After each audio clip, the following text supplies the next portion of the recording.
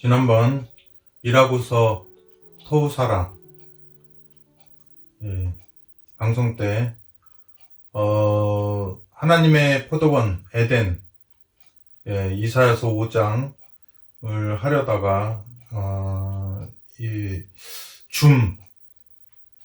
줌 거기를 가입을 안 한 관계로 결제를 못한 관계로 이것이 한번 모였다면 한 2시간 이상 해야지 되는데 이 40분에 자꾸 끝나가지고 서너 번에 걸쳐서 계속 끊김이 있다 보니까 결국은 마지막에 있는 그 말씀 순서를 마치지를 못했습니다. 도입부만 하고요.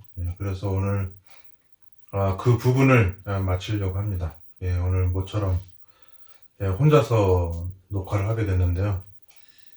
사람의 심리가 참 이상한 게 그 전에 이제 팟빵 라디오 방송만 할 때는 그게 굉장히 힘들었는데 그 다음에 이제 이 혼자서 이 동영상을 찍다 보니까 10배로 20배로 더 힘든 겁니다. 그래서 이제 그때는 이제 음성 녹음하려고 그러면 너무나 마음이 편한 거예요. 그냥 뭐 아무렇게나 해도 되니까 이제 녹음만 하면 되니까. 그런데 이제 최근에 이제 줌을 통해서 이제 여러 명이 이제 방송을 녹화하다 보니까 그게 또 굉장히 힘든 겁니다. 훨씬 더 힘든 거예요. 그래서 이제 혼자 또 이렇게 녹화를 하려고 그러니까 굉장히 편한 겁니다. 이제 뭐 누구 눈치 볼 필요도 없고 그러기 때문에 이제 굉장히 그래도 상대적으로 편안한 마음으로 녹음을 할 수 있게 됐습니다.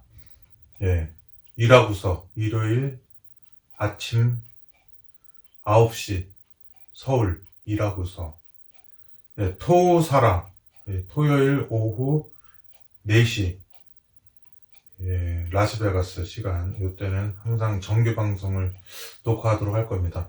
나중에는 또 혹시 뭐 생방으로도 할 수도 있고 그렇습니다. 처음에는 그냥 모임 정도로 이렇게 하려고 그랬는데 일하고서 토우사라 뭐 이렇게 하려고 그랬는데 일하고서 토우사라 예로 바꿨습니다. 그래서 이제 예배 토요일 라스베가스 토요일 오후 4시 서울 일요일 오전 9시 라스베가스 토요일 오후 4시 이렇게 녹화를 이렇게 예배를 드리게 됐습니다. 그래서 뭐 이게 온라인 예배소가 될 수도 있겠죠. 여러분들 이제 계속 이제 발전해 나가고 제가 처음 녹음할 때 아실 거예요. 그 뭐 부활을 과학적으로 증명함, 뭐 인식 이런 걸 초창기 할 때는 정말 아무것도 못했잖아요. 그리고 막 여기 어색한 옷도 막 찍고 막 이랬었는데 지금은 이제 점점 이제 많이 좋아지고 있습니다. 제가 뭐 최고까지 좋아질 생각은 없고요. 어느 정도 이렇게 좋아지게 되면은 그때는 말씀의 깊이, 아무래도 제 방송은 그게 중요하죠. 말씀의 깊이에 몰두하려고 합니다. 자, 그러면 지난주 일하고서 토우사라 못 맞힌 부분 마저 하도록 하겠습니다. 제목은 하나님의 포도원 에덴이 되겠습니다. 이사야 시리즈 이제 2번째 시간이 되는데요. 그러면 이제 그때 이제 처음 다루긴 했지만 다시 한번 성경절을 읽어드리도록 하겠습니다. 에스겔 31장 3절에서 9절입니다. 볼지어다 아수르 사람은 가지가 아름답고 그늘은 삼림의 그늘 같으며 피가 높고 꼭대기가 구름에 닿은 레바논 백향목이었느니라. 물들이 그것을 기르며 깊은 물이 그것을 자라게 하며 강들이 그 심긴 곳을 둘러 흐르며 보의 물이 들의 모든 나무에까지 미치매 그 나무가 물이 많으므로 키가 들의 모든 나무보다 높으며 굵은 가지가 번성하며 가는 가지가 길게 빼어났고 공중의 모든 새가 그 큰 가지에 깃들이며 들의 모든 짐승이 그 가는 가지 밑에 새끼를 낳으며 모든 큰 나라가 그 그늘 아래 거하였었느니라. 그 뿌리가 큰 물가에 있으므로 그 나무가 크고 가지가 길어 모양이 아름다움에 하나님의 동산의 백향목이 능히 그를 가리우지 못하며 잣나무가 그 굵은 가지만 못하며 단풍나무가 그 가는 가지만 못하며 하나님의 동산의 아무 나무도 그 아름다운 모양과 같지 못하였도다. 내가 그 가지로 많게 하여 모양이 아름답게 하였더니 하나님의 동산 에덴에 있는 모든 나무가지가 다 투기하였었느니라. 에스겔서는 BC 597년경, BC 597년경에 쓰여졌습니다. 597년이라고 딱 정해서 말하기는 어렵죠. 그러니까 597년은 에스겔서를 쓴 597년은 에스겔이 에스겔서를 쓴 그런 시기라기보다는 북방이스라엘이 BC 722년에 망하고 이제 BC 1010년경에 그 사울왕으로부터 시작해서 그 왕조가 시작이 됐죠. 이스라엘의 왕조가 시작됐고 2대 왕 다윗에 이르면서 이제 뭡니까? 그 왕조가 이제 그 지파가 바뀌게 되죠. 베냐민 지파에서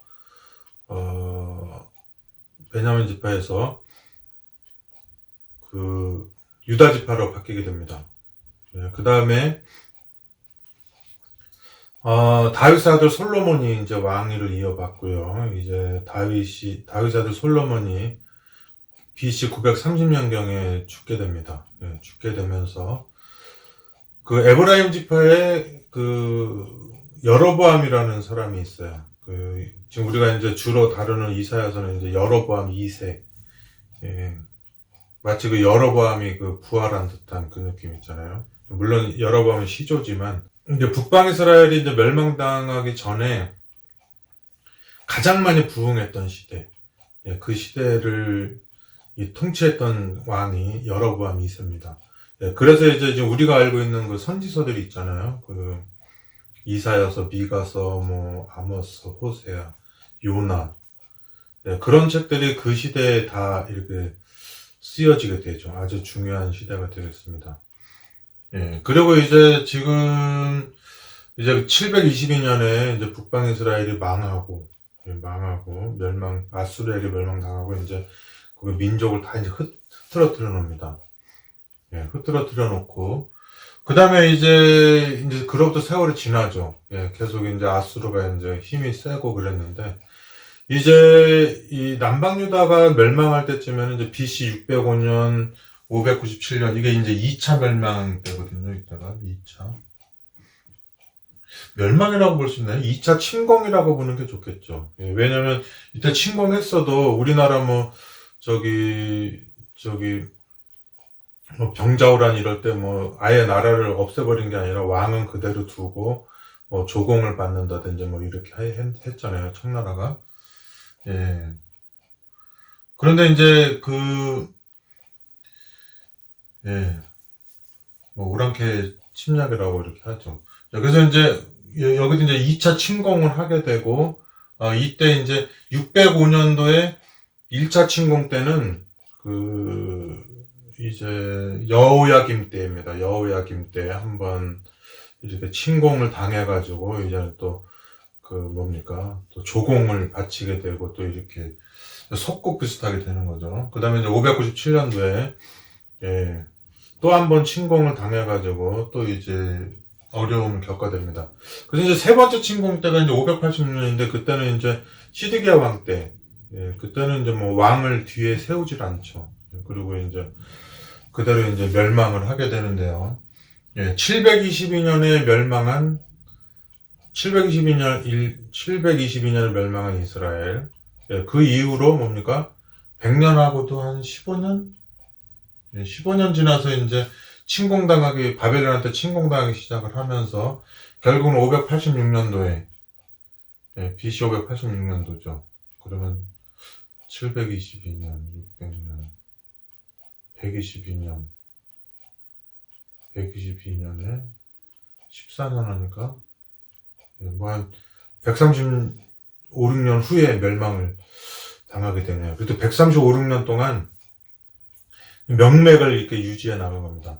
그러면 이제 605년에 바벨로니아가 침공했을 때, 그때로부터 한 7년 전에 무슨 일이 있었냐면은, 아수르, 이스라엘을 멸망시켰던 아수르가 그때 이제 바벨로니아에 의해서 이제 멸망을 당하게 되죠.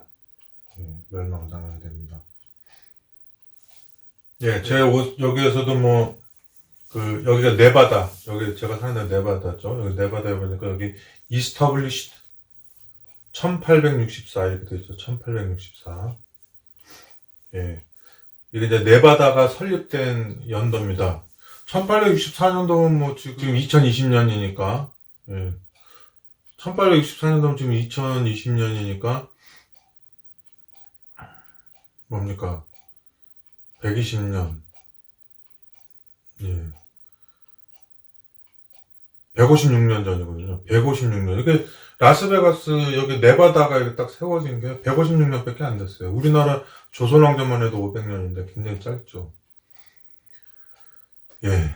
1864년도. 그럴 수밖에 없는 것이 여기가 1520년? 1520년경에 스페인으로부터 정복을 당해가지고 이제 정복을 당했는데요.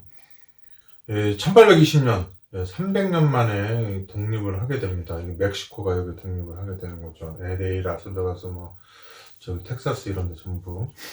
예, 그래서 이제 여기 북미 대륙 그 캐나다 밑으로 하고 멕시코 위로해서 여기 한 3분의 1 지역이 이제 멕시코 땅이었습니다. 1820년도에. 그러면 이제 여기 네바다가 이제 미국 땅인데 이스터블리스트 1864. 예. 1864년도에 설립됐다고 하면은 1820년에 독립된 후로부터 44년 만에 여기에 이제 네바다라고 하는 미국의 한 주가 탄생이 되는데요. 왜 그렇게 44년 만에 여기가 멕시코 땅이 미국 땅으로 바뀌었는가? 예, 그거는 1846년, 1846년부터 1848년까지 여기서 2년 동안 미국하고 멕시코랑 전쟁을 하게 돼요. 그 텍사스 문제를 놓고. 근데 이제 전쟁 난 김에 그때 대통령까지 다 생포했으니까, 멕시코. 그러니까 이제 텍사스 문제로 전쟁은 났지만 아예 이쪽 부분을 다 차지해버린 거죠. 1,500만 불 주고 차지해버리게 된 겁니다. 그러니까 1848년으로 따져다 보면은 뭡니까? 한 22년 있다가 여기에 주가 생기게 된 거죠. 1848년, 58년, 68년, 48년, 58년, 58년, 68년. 20년이 아니군요. 1864년. 한 16년 만에, 멕시코 전쟁이 끝난 지 약 16년 만에, 여기에, 네바다 주가 이제 성립이 된 겁니다. 그 다음에 이제 라스베가스는 그때로부터도 36년에 41년 후에 1905년도에 여기 라스베가스가 생기게 됩니다. 저는 이제 이렇게 역사 굉장히 재밌어요. 이게 시험 보려고 보는 게 아니라 진짜 궁금해서 보는 거기 때문에 라스베가스, 미국 역사, 여기 이렇게 하다 보면 유럽 역사, 우리나라 역사까지 다 다루게 되고 1차 세계대전, 2차 세계대전 다 다룰 수밖에 없어요. 이상하게 라스베가스에 사는데도 그런 것들을 다 이렇게 다루게 됩니다. 여하튼 지금 오늘 제가 얘기하려고 하는 것 중에 그것도 있지만 이미 북방 이스라엘이 망한 지가 한 125년 지난 겁니다. 북방 이스라엘이 망한 지가 125년이 지났어요. 그래서 제가 이제 왜 이런 얘기를 했냐면은 지금 우리가 러시아라고 부르지만 옛날에 저가 어렸을 때만 해도 소비엣 유니언, 소비엣 유니언이라고 불렀죠. SSA를. 그래서 제가 러시아까지 갔다 왔는데, 그 나라가 이제 무너진 거를 아주 쉽게 알 수 있는 게, 그 당시에 제가 그 러시아 선교를 갔다 왔기 때문에 그걸 알 수가 있어요. 1992년도에 갔다 왔는데 1990년대쯤에 무너졌죠. 지금 무너진 지 한 30년 됐는데요. 그럼에도 불구하고 지금 우리가 러시아를 무시할 수가 없죠. 중국도 마찬가지고 지금 미국이 전 세계를 다시 이렇게 팍스 아메리카나라고 해서 전 세계를 하고 있지만 그 지금도 우리는 그 러시아의 그 남은 그 힘, 아직도 그 여력을 많이 찬양을 하게 되는데요. 이제 바벨론이 612년에 아수르를 멸망시키고 지금 현재 이제 605년 그로부터 이제 뭐 한 7년 지나서 이제 유다를 침공해서 이제 유다를 이제 딱 먹어버리는데 그럼에도 불구하고 그 아수르라고 하는 나라의 그 영향력 아래 있었기 때문에 그 영향력을 그 무시할 수가 없는 거죠. 그래서 이제 그 얘기를 여기서 하는 겁니다. 지금 이게 바벨론에게 2차 침공 당해서 이미 아수르는 망했고 바벨론이 최고의 힘을 가지고 있음에도 불구하고 여전히 북방 이스라엘과 남방 유다를 오랫동안 괴롭혀왔고 결국에는 그 북방 이스라엘을 완전히 멸망시켜가지고 그냥 아주 그냥 그 전 세계로 이제 뭐 다른 나라 다 이주시키고 그리고 이제 다른 민족을 그 땅에 거하게 해서 이제 이스라엘의 정체성이 다 없어지게 된 거예요. 그나마 이제 그 유다가 지금까지 2020년 지금까지도 명맥을 유지해 왔던 거는 그 구약에서 가르친 그 절기라든지 뭐 여러 가지 문제에 대한 정체성을 지키고 있기 때문에 장소도 마찬가지고요. 그 정체성을 지키고 있기 때문에 지금까지 이어져 내려온 거죠. 하지만은 그 북방 이스라엘은 정체성이 없었던 게 뭐 절기도 바꾸고 뭐 예배 장소도 예루살렘에서 안 하고 뭐 지정되지 않은 다른 데서 하다 보니까 이게 뭐냐면 우리의 그 정체성이 확실하지가 않잖아요. 자기 자신들의. 그렇기 때문에 해외로 흩어졌을 때 그들이 지켜야만 할 게 없는 거죠. 예. 그 아브라함 때로부터 이스라엘 백성이 출애굽하면서 몇 면이 내려온 출애굽만 따져봐도 1445년으로 잡았을 때 그 북방 이스라엘이 멸망할 때만 해도 뭡니까? 굉장히 오래된 거죠, 사실은. 뭐 한 800년? 7, 800년 된 후인데도 그들이 7, 800년 된 전통을 지켜왔다면 그렇게 쉽사리 민족성이든지 종교성이 없어지지 않았겠죠. 하지만 그들은 그렇게 수백 년간 지켜왔던 그런 인이 박힌 그런 그 종교성, 자기네들 정체성을 확립해주는 그걸 지킨 게 아니고 여로보암이라고 하는 사람이 고작 한 개인이 자기의 정치적 사역 때문에 만들어낸 그 날짜기 때문에 그러한 정체성이 없고 미국말로 뭐 어센틱이라고 그러죠. 그러니까 뭐 이렇게 어떤 지켜야 될 당위성이라든지 어떤 뭐 역사적인 국가적인 그런 게 아니라 여러 번 한 개인의 어떤 정치욕에 의해서 만들어낸 절기고 장소이기 때문에 그런 것들이 그냥 유지될 수가 없는 거죠. 예, 그런 건 신빙성도 없고, 그렇게 되는 겁니다.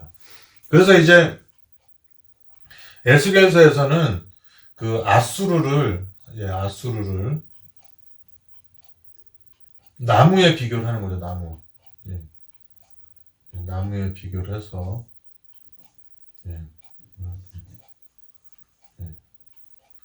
나무에 비교를 하는 거죠.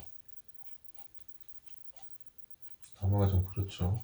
예, 그런데 이제 나무에 비교를 하는데, 이 나라를 나무에 비교하다 보니까 세력이 강한 나라가 있고 약한 나라가 있죠. 예, 약한 나라가 있는데, 이 나라가 이제 막 퍼지는 겁니다. 제가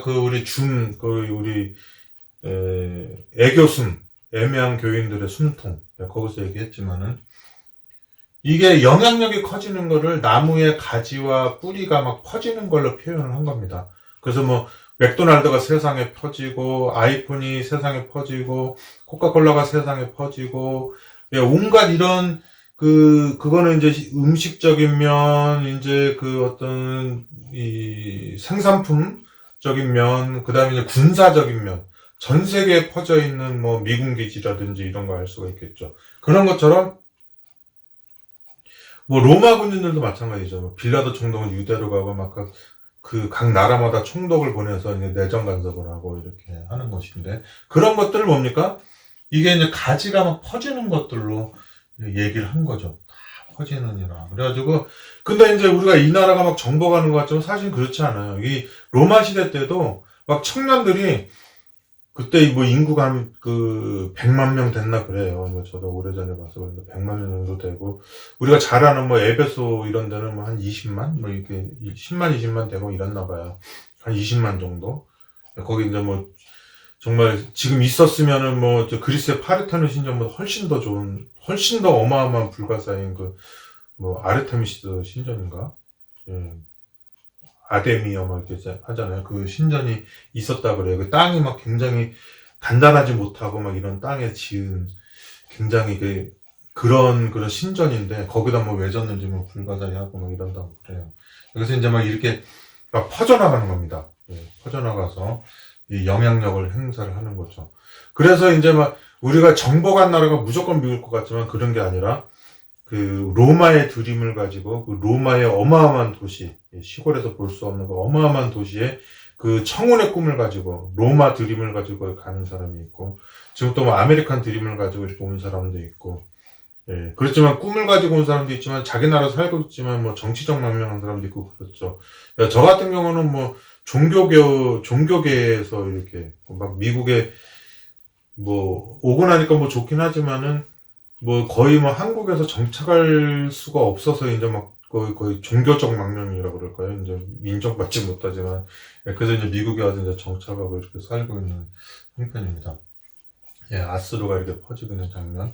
그래서 이제 이 아수르라고 하는 나라가 우리가 비옥한 초승달 지대 알죠? 비옥한 초승달 지대가 이렇게 있어가지고 아브라함이 여기 하란에서 뭐 갈대아 우려서 하란을 지나가지고 팔레스타인 지나가지고 애굽 땅까지 이렇게 갔잖아요. 여기가 비옥한 초승달의 지역이라고 이렇게 하는 거죠. 예, 근데 이제 아수르는 이쪽 부근에 있는 거죠. 예, 우리 지도에서 보면은 이제 이쪽 부근에 있는 겁니다. 그래서 이제 바벨론 이렇게. 그러니까 아수르는 서쪽으로 바벨론을 정복하기 위해서는 서쪽으로 갔어야만 됐고, 그 다음에 이제 그 유다나 이스라엘을 침공하기 위해서는 뭡니까? 이렇게 남쪽으로 내려왔어야지 되는 거죠. 이렇게 쭉 돌아서 남쪽으로 이렇게 내려오게 되는 거죠. 그 다음에 이제 내려오면 여기가 이집트가 있는 거죠. 애굽. 애굽이 이렇게 있게 됩니다. 그래서 여기 보면은 볼지어다 이 아수르 사람은 가지가 아름답고 그늘은 삼림의 그늘 같으며 키가 높고 꼭대기가 구름에 닿은 레바논 백향목이었느니라. 물들이 각종 물들이 이 나라가 망해서는 안 되죠. 이 나라가 망했다가는 전 세계 주식이 다 폭락을 해버리는 거죠. 그래서 이제 각종 물들이 얘네들을 기르며 이 세상을 정복할 수 있는 군사력인 힘과 문화적인 힘 막 여러 가지가 여기서 막 다 쏠려 나오는 겁니다. 여기에 막 사람들이 투자를 하고 그죠. 그래가지고 물들이 그것을 기르며 깊은 물이 그것을 자라게 하며 강들이 그 심긴 곳을 둘러 흐르며 보의 물이 들의 모든 나무에까지 미침에 그 나무가 물이 많으므로 키가 들의 모든 나무보다 높으며 굵은 가지가 번성하며 가는 가지마저 길게 빼어나는 거죠. 빼어났고 공중의 모든 새가 그 큰 가지에 깃들이며 들의 모든 짐승이 그 가는 가지 밑에 새끼를 낳으며 모든 나라가 오는 겁니다. 뭐 차이나타운, 재팬타운, 뭐 스페니스타운. 그리고 이제 뭐 이게 뭐 억울하게 잡혀왔지만 여기서 막상 살다 보니까 뭐 뭡니까 여기서 뭐 대통령도 되고 하면은 막 진짜 원래 본국에서 얼마나 우리나라에서 미국의 대통령 나왔다고 좋아합니까, 그죠? 예, 그러면서 그 막 불행하고 암울한 역사까지라도 그 당대에는 불행했지만 오랜 세월이 지나고 나니까 뭡니까? 뭐 주한 미팔군으로 오든지 뭐 어느 곳에 가든지 물론 적대국에 가면 안 되겠지만은 우방국에 가면은 정말 뭐 그 나라 사람들의 뭐 평범한 사람이라도 어마어마한 뭐 신랑감 신부감이 되는 뭐 이런 현상이 있게 되는 거죠. 그래서 여기 보니까 그 나무가 물이 많으므로 키가 들의 모든 나무보다 높으며 굵은 가지가 번성하며 가는 가지가 길게 빼어났고 공중의 모든 새가 그 큰 가지에 깃들이며 들의 모든 짐승이 그 가는 가지 밑에 새끼를 낳으며 모든 큰 나라가 그 그늘 아래에 거하느니라. 그 나라가 막 연합군을 만들고 다 하는 겁니다. 그리고 뭐 힘없는 사람은 잘 오지 못하고 뭐 학사 이상 석사 이상 막 이렇게 돼가지고 막 그런 사람들이 막 엄청나게 문을 두드려가지고 막 1년, 2년, 3년, 뭐 5년, 뭐 심지어 뭐 10년, 20년 동안 그 나라의 시민권을 받기 위해서 엄청나게 노력하는 거죠. 예. 그래서 이 로마의 시민권이 됐다 그러면 유대인들 봤을 때 저 막 반역자 막 이래야 되는데 로마의 시민권이라고 딱 하면은 뭡니까? 유다에서도 이스라엘에서도 행사할 수 있는 거죠.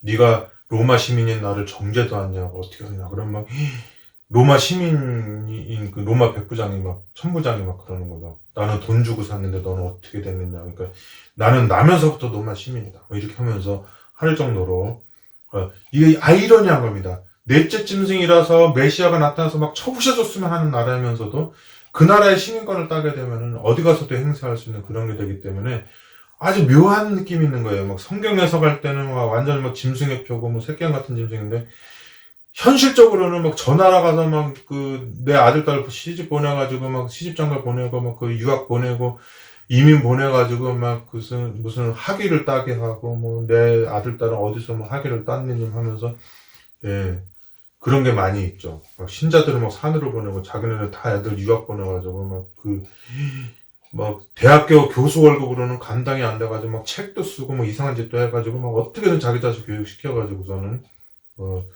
그 의사도 만들고 치과 의사도 만들고 해가지고 이 가난한 교인들은 막 그 사람들 말 듣고 막 다 돈 다 바치고 산으로 다가가지고 자식들 뭐 다 학교도 못 가가지고 뭐 검정고시 보는 아이들도 있고 막 이러는 형편에 그걸 또 막 자랑이라고 해가지고 예, 그렇게 그 사람들 말만 듣고 애들 막 시골 생활 시켰던 사람들은 자괴감을 느끼는 거죠. 예, 뭐 전원교육 받았다 다 날아주잖아요. 예, 결국에는 우리 아들이 뭐 어느 대학에서 뭐 저기 이탈리아 무슨 대학에서 무슨 뭐 콩쿠르 몇 위를 했느니 뭐 미국에서 뭐 스탠퍼드 하버드 나왔느니 이게 진짜 엄청나게 알아주지. 우리 아들은 지금 시골에서 전원학교 나왔습니다. 아무도 안 알아주죠. 예. 그렇지만 또 그걸 신앙이라고 또 굳게 믿고 살게 가르치고 있는 그런 걸 보게 되는 겁니다. 이건 이제 뭐 비난이 아니라 분석하는 거죠. 예, 이렇게 그 양면성을 신자들은 신앙을 찾아서 세상 교육으로부터 벗어나서 교육을 시키는데 그 아이들이 신앙적으로 잘 되고 뭐 하늘나라 갈 소질을 갖추게 되면 이제 괜찮은데 오히려 사회에서 도태되고 나중에 이제 어디 가서 이제 뭐 행사할 수도 없는 이제 그런 시점이 또 되는 경우도 있고 그 다음에 이제 막 세속적인 것 같은데 결국에는 저희 가서 막 그 대륙에 가갖고 막 크게 활동하고 막 이런 거를 출세했다고 하고 그것이 이제 뭐 마치 믿음의 기준인 것처럼 돼서 이제 그런 사람들이 이제 어마어마한 강사로 많이 다니죠. 자, 아무튼 여기 보니까 그래서 그 뿌리가 큰 물가에 있으므로 그 나무가 크고 가지가 길어 모양이 아름다움에 하나님의 동산의 백향목이 능히 그를 가리우지 못하며 잣나무가 그 굵은 가지만 못하며 단풍나무가 그 가는 가지만 못하며 하나님의 동산의 아무 나무도 그 아름다운 모양과 같지 못하였도다. 예, 그렇죠. 우리가 뭐 성경 지식이 있느니 과학적 지식이 있느니 뭐가 있다고 하더라도 뭐 요리 기술이 있느니 뭐가 있다 할지라도 세상 사람들이 훨씬 잘하죠. 그래서 우리가 지금 가지고 있는 모든 것들이 뭐 가난하고 이렇게 소외된 계층들한테는 많이 뭐 역할을 하지만 뭐 부자들이나 정치인들은 역할을 할 수도 있죠. 왜냐면 그 사람들이 자기네들이 신경 쓰기 힘든 쪽을 감당해주는 그런 단체가 있다는 건 좋은 거니까. 하지만 그들의 영향력이 이 주류 사회를 장악할 수 있을 정도는 아닌 거죠. 예. 그 사람들이 혹시나 모르죠. 나중에 이제 죽을 때 돼서 뭐 더 이상 뭐 이제 최첨단의 과학이 이제 이겨내지 못할 때 이제 우리가 막 자기가 신뢰하진 않았지만 이제 지푸라기라도 잡는 심정으로 이제 뭐 자신 있게 뭐 건강식을 말하는 쪽으로 갈 수도 있지만은 그렇지만 그게 대세가 되지는 않는 겁니다. 정말 그게 이 세상 사람들이 얼마나 지금 막 아주 첨예한 관심을 가지고 뭐 장수의 비결이라든지 뭐 여러 가지 또 다른 생존할 수 있는 뭐 세계라든지 뭐 우주라든지 찾고 있는데 그게 정말 효과가 있다면 이렇게 무관심할 리가 없겠죠. 예.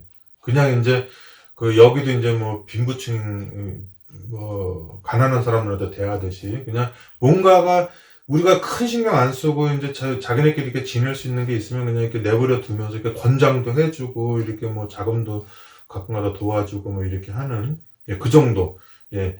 뭐 좋은 일이 있어도 크게 내세우지는 않지만 나쁜 일이 있어도 크게 어떻게 징벌하지 않죠. 왜냐면 그 나쁜 일이 나쁜 일이 아니라서 그런 게 아니라 그 일이 이 메인 사회에 주류 사회에 커다란 영향을 끼치지 않기 때문에 그냥 그 정도 선에서 이렇게 끝나는 경우들이 많이 있는 거죠.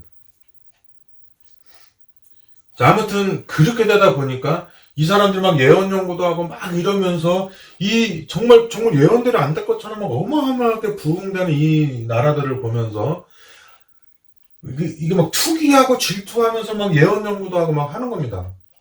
하지만 정작 그 예언 연구하는 그 예언 연구를 들은 사람보다도 예언 연구 한 사람이 더 자기가 그렇게 해서 작은 물방울들을 모아서 가지게 된 재력이나 학력이나 여러 가지 가지고 정작 본인은 아수르의 그늘에 들어가려고 하는, 정작 본인은 로마의 그늘에 들어가려고 하는, 예.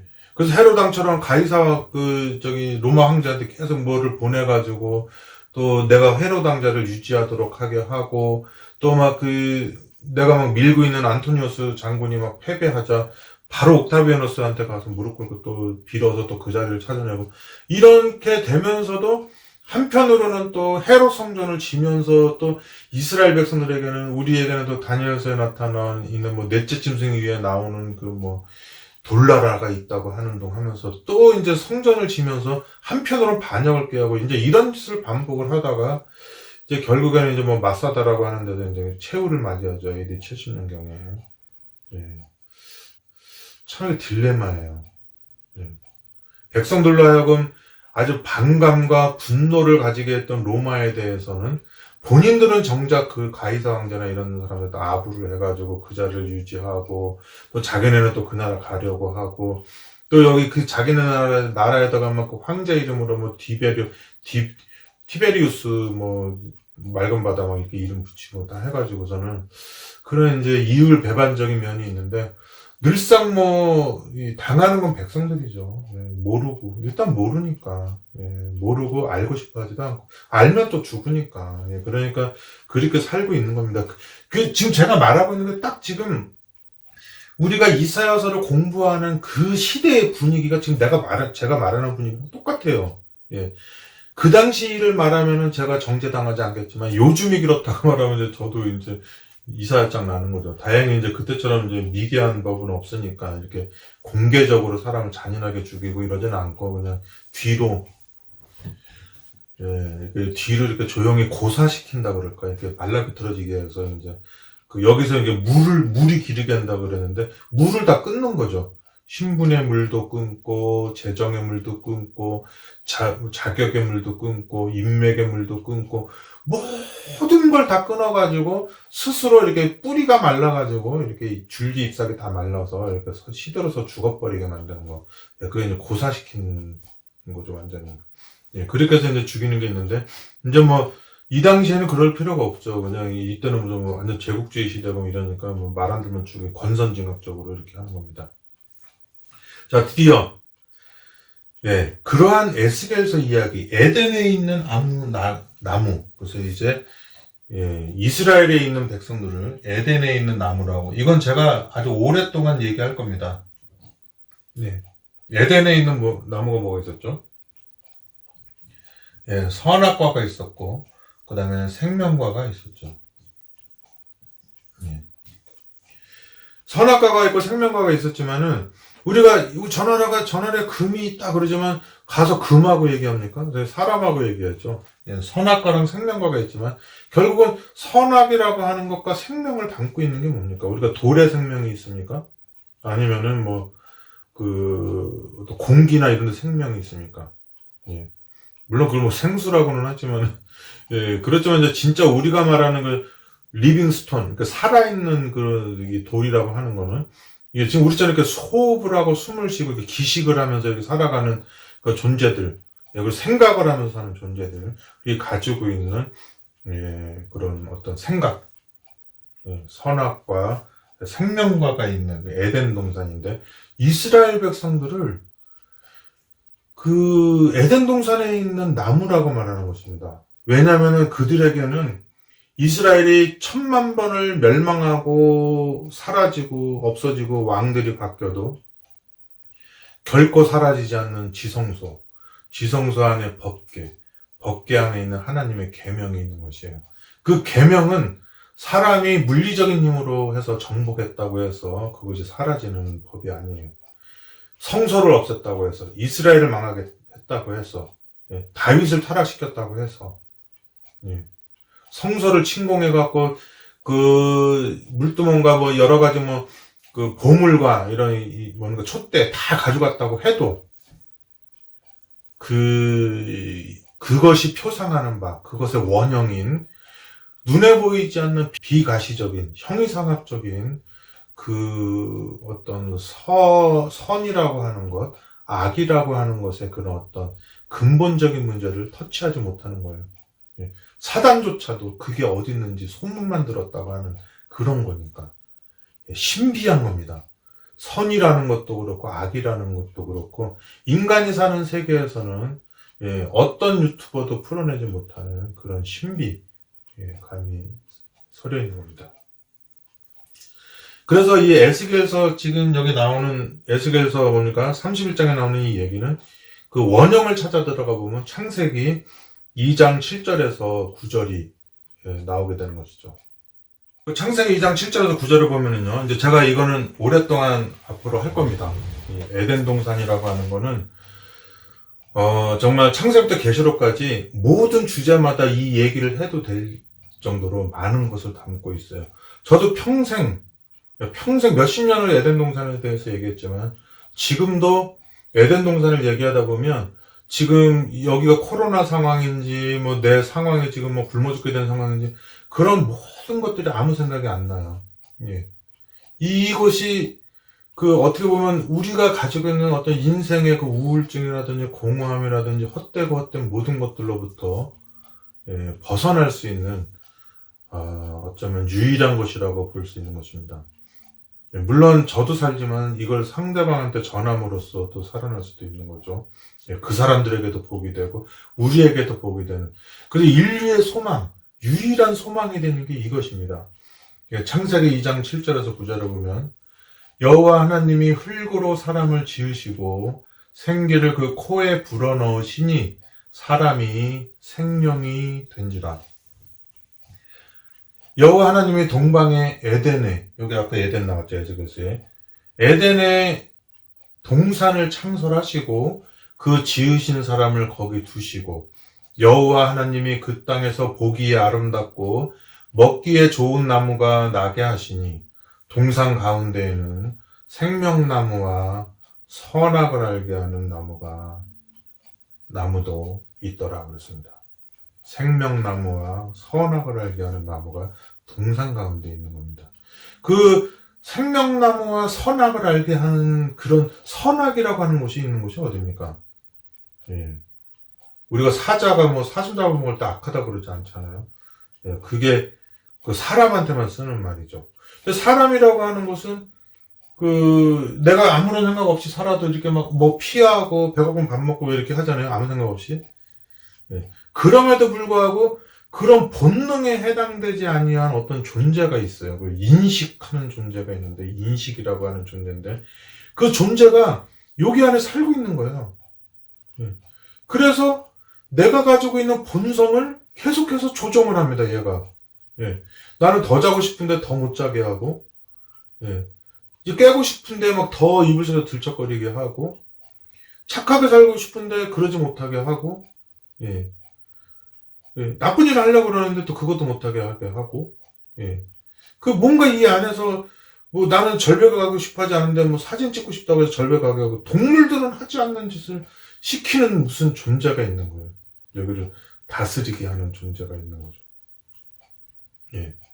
그 존재가 거하면서 자기가 태어나면서부터 자기의 의지를 가지고 이제 그 자기의 그 모든 영혼육을 다스리게 되는 거죠. 여러분, 뭐 2살짜리는 엄마 말 듣습니까? 우리가 날 때부터? 깐난쟁이부터 엄마 말을 안 들어요. 예. 왜, 뭐냐면 자의식이 그만큼 있기 때문에 그래요. 예. 그래서 뭐 우리가 유행가 중에 내 안엔 내가 너무나 많아 그거 있잖아요. 예. 그래서 가는 곳마다 문화가 바뀌고 옷도 바뀌고 노래 풍도 달라지고 화풍도 달라지고 정치 성향도 달라지고 다 달라지는 겁니다. 예. 어느 곳에 가도 사자나 코뿔소나 코끼리 다 이렇게 똑같은 문화를 가지고 똑같은 그 피부가 똑같은 그 뭐 자연에 의해서 어떻게 뭐 변이 된 거 말고는 다 똑같은 걸 유지하면서 그냥 살아가요. 바꾸기를 원하지도 않고 뭐 식욕을 뭐 풀에서 뭐 저기 뭐 육식으로 바꾸고 싶은 코끼리 없잖아요. 그런 뭐 사자도 없고. 뭐 원숭이는 있다고 그래요. 원숭이는 이제 뭐 그 홍학이 많은 곳에 가서 이제 어쩌다 홍학 한 마리를 먹었나 봐요.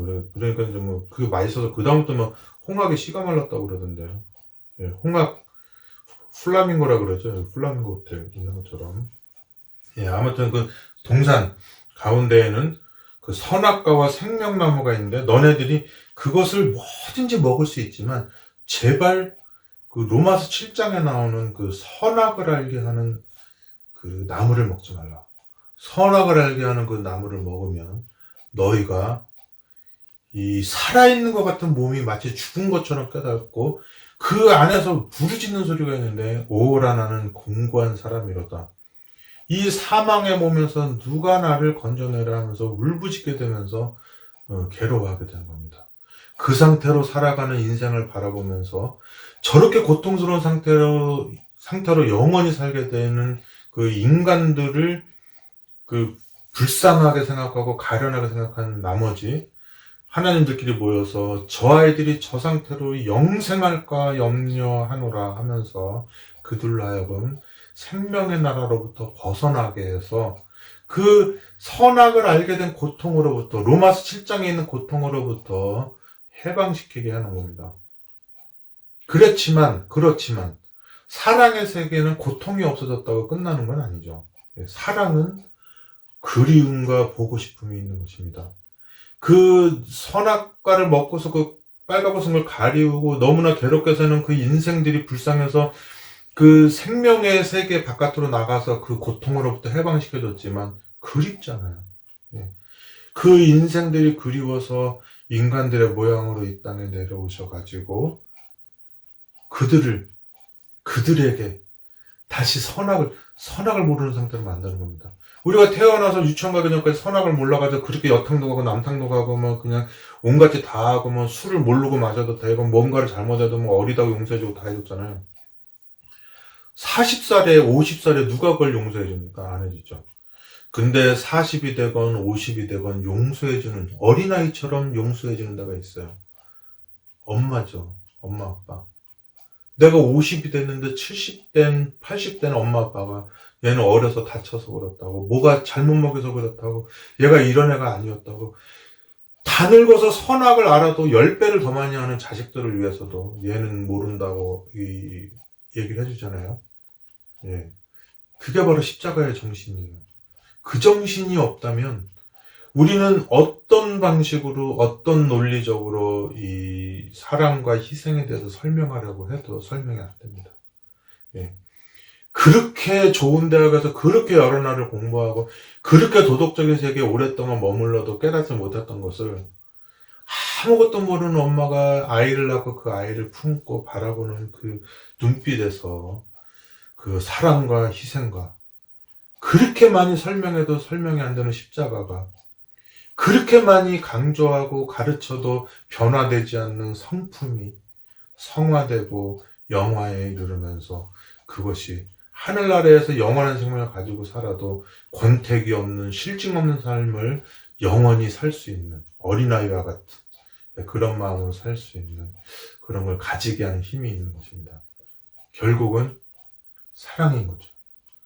마지막 시대에 사랑이 식어진다고 하는 것은 엄청난 의미를 담고 있는 거라 하겠습니다. 그 이사야서 5장은 그걸 노래하는 거예요. 하나님께서 정말로 포도를 심고 메마른 땅에다 포도를 심고 물 주고 포도를 자라나게 한 게 아니라 선과 악을 아는 사람들로 하여금 그들로 하여금 당신의 영혼의 농장을 만든 게 이사야서예요.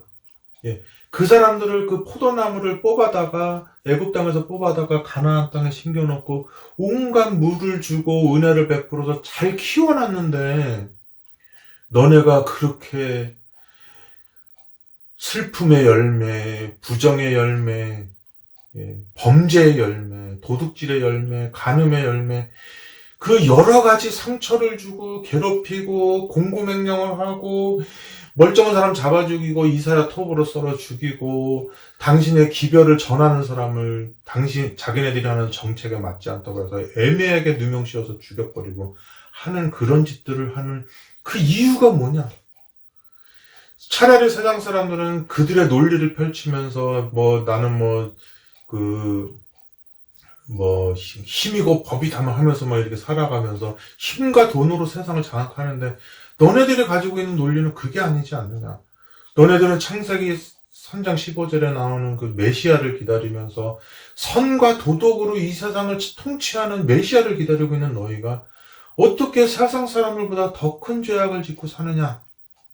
내가 너희들한테 다른 사람들은 무슨 그리스 철학이니 무슨 세상 철학이니 삼신함의 철학이니 세상 과학이니 인간의 힘으로도 뭘 이길 수 있다 그러고 세상에 하나님도 없다 그러고 온갖 그런 이 하나님적이지 않은 생각을 가지고도 그렇게 너네들보다 잘 사는데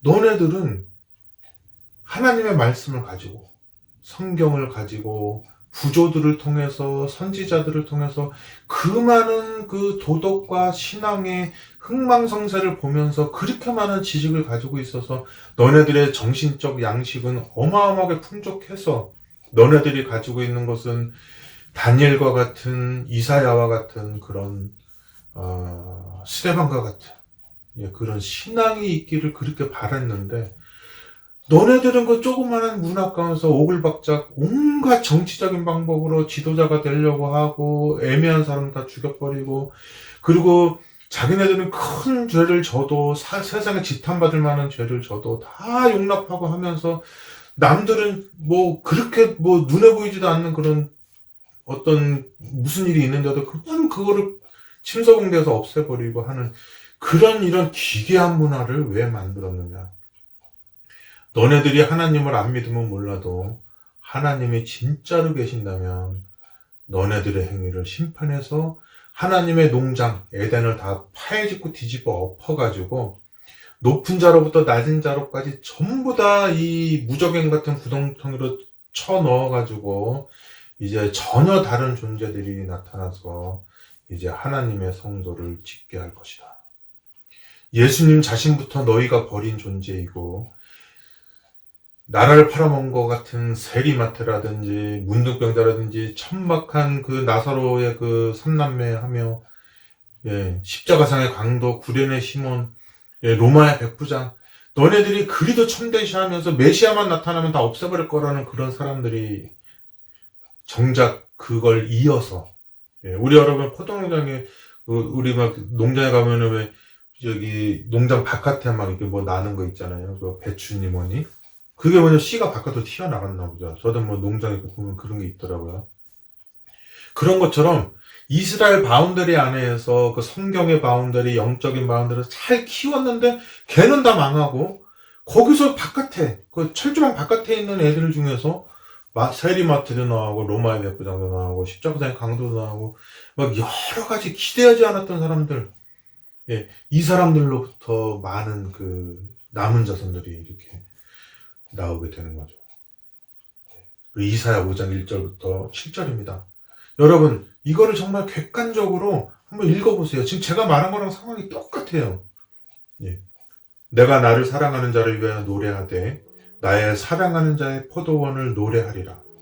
나의 사랑하는 자에게 포도원이 있으며 심히 기름진 사내로다. 아가서 생각나잖아요. 우리 드라마, 라디오 드라마 할 때 아가서 공부했죠. 그 아가서에 있는 얘기를 여기다 써놓은 거죠, 그죠? 땅을 파서 돌을 제하고 극상품 포도나무를 심었었도다. 그 중에 망대를 세웠고 그 안에 술틀을 파섰도다. 좋은 포도 맺기를 바랐더니 들포도를 맺혔도다. 예루살렘 거민과 유다 사람들아 구하노니 이제 나와 내 포도원 사이에 판단하라. 내가 내 포도원을 위하여 행한 것 외에 무엇을 더할 것이 있었으랴. 내가 좋은 포도를 맺기를 기다렸거늘 들포도를 맺힘은 어찌민고. 이제 내가 내 포도원에게 어떻게 행할 것을 너희에게 이르리라. 내가 그 울타리를 걷어 먹힘을 당케 하며 그 담을 헐어 짓밟히게 할 것이요. 내가 그것으로 항목케 하리니 다시는 가지를 자름이나 국을 돋우지 못하여 진려와 형극이 날 것이며 내가 또 구름을 명하여 그 위에 비를 내리지 말라 하리라 하셨으니 대저 만군의 여호와의 포도원은 이스라엘 족속이요 그의 기뻐하시는 나무는 유다 사람이라. 그러니까 여호와의 포도원 에덴이라고 했죠. 이스라엘 백성 그들이 에덴이었던 거죠. 그의 기뻐하시는 나무는 유다 사람이라. 그들에게 공평을 바라셨더니 도리어 포악이요 그들에게 의로움을 바라셨더니 도리어 부르짖음이 되었도다. 자, 이 장면을 노래한 건 우리 또 아가서가 나옵니다. 아가서에 보면 이게 지금 이사야서는 좀 슬픈 장면이지만 그 전에 이스라엘이 그렇게 되기 전의 장면. 그래서 에덴 동산을 가장 잘 묘사한 곳이 아가서예요. 저는 아가서가 전혀 야하게 보이지 않습니다. 아가서 4장 9절에서 16절 보니까 우리 이번에 드라마에서 했죠. 나의 누이 나의 신부야 내가 내 마음을 빼앗았구나. 내 눈으로 한 번 보는 것과 내 목에 구슬 한 깨미로 내 마음을 빼앗았구나. 나의 누이 나의 신부야 내 사랑이 어찌 그리 아름다운지 내 사랑은 포도주에 진하고 내 기름의 향기는 각양 향품보다 승하구나. 내 신부야 내 입술에서는 꿀방울이 떨어지고 내 혀 밑에서는 꿀과 젖이 있고 내 의복의 향기는 레바논 향기 같구나. 나의 누이 나의 신부는 장근 동산이요 덮은 우물이요 봉한 세미로구나. 내게서 나는 것은 석류나무와 각종 아름다운 과수와 고베라와 나도초와 나도와 번홍아와 창포와 개수와 각종 유향목과 몰약과 침향과 모든 귀한 향품이요 또는 동산의 샘이요 생수의 우물이요 레바논에서부터 흐르는 시내로구나. 북풍아 일어나라 남풍아 오라. 나의 동산에 불어서 향기를 날리라. 나의 사랑하는 자가 그 동산에 들어가서 아름다운 실과 먹기를 원하노라. 아가서 5장 1절입니다. 나의 누이 나의 신부야 내가 내 동산에 들어와서 나의 몰약과 향재료를 거두고 나의 꿀송이와 꿀을 먹고 내 포도주와 내 젖을 마셨으니 나의 친구들아 먹으라. 나의 사랑하는 사람들아 마시고 많이 마셔라. 자, 우리가 슬픈 장면으로 마치면 안 되겠죠. 여기 북방 이스라엘은 이미 오래전에 망하고 이제 남방 유다마저 이제 바벨론의 침공으로 인해서 이제 2차로 이제 파괴되고 이제 3차 멸망을 기다리고 있죠. 물론 멸망시키는 존재가 다행히 하나님을 받아들인 느부갓네살이에요. 성경의 저자이기도 하죠. 그래서 이 존재적으로 봤을 때는 유대인들이 하나님의 남은 자손이고 여호야김이 하나님의 왕이지만은 하나님의 백성의 왕이지만 느부갓네살 왕이라는 존재가 바벨론의 왕임에도 불구하고 그는 성경을 기록하고 다니엘 4장에도 나오고 또 하나님을 믿고 회개했으며 그리고 이스라엘을 무조건 핍박하는 것이 아니라 그 다니엘과 같은 사람 하나님을 공경하고 이런 사람 에레미야와 다니엘을 살리려고 했던 그런 왕이고 이 요시야 왕 이후로 뭐 여호아스, 여호야긴, 시드기야 왕은 유다의 왕임에도 불구하고 끝까지 이방인의 왕만도 못한 짓을 하고 죽게 되는 일을 맞이하게 되는 겁니다. 오늘날하고 너무나 맞아 떨어지니까 이게 더 슬픈 거죠. 지금 신자들이 뭐 오랫동안 그 물방울 같이 모은 돈이 이제 바다처럼 됐나 보죠, 중앙에는.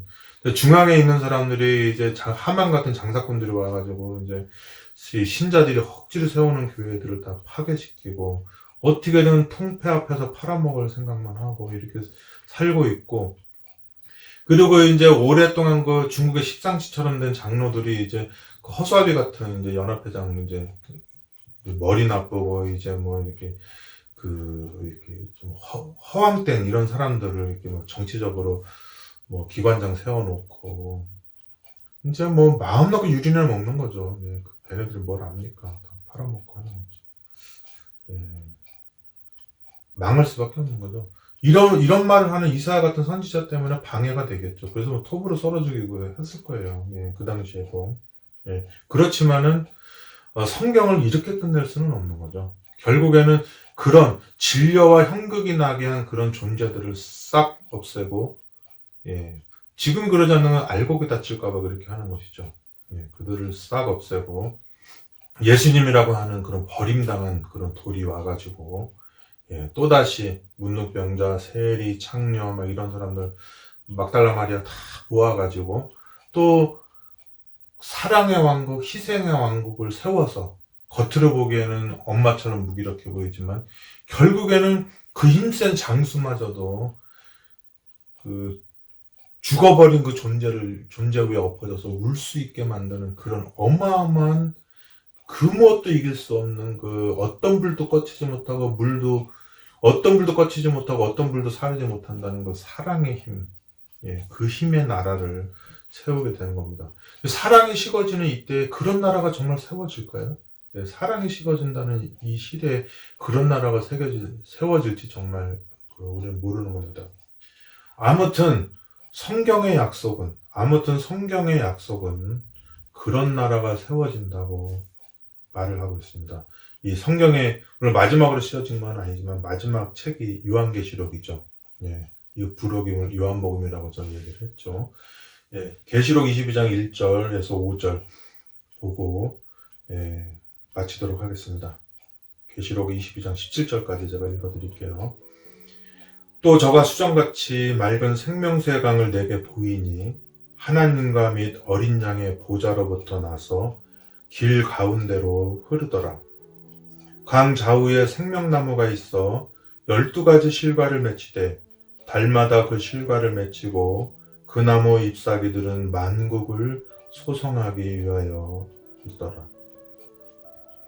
다시 저주가 없으며 하나님과 그 어린 양의 보좌가 그 가운데에 있으리니 그의 종들이 그를 섬기며 그의 얼굴을 볼 터이요 그의 이름도 저희 이마에 있으리라.